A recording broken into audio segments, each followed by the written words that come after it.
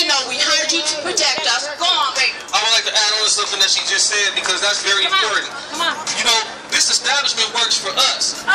That's what the Black Panthers was all about, trying to take power away from the establishment and give it back to the people.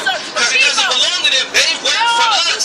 Servants. Those are our servants. You know what I'm saying? So if you ain't serving us the way that we want to be served, get out of here. It's in the United States Constitution. We got the right as people to walk up in the Washington White House and physically overthrow this government if they don't serve our needs and purposes. Physically overthrow. Physically, it's in the Constitution. None of you be scared. Step up here. That's what the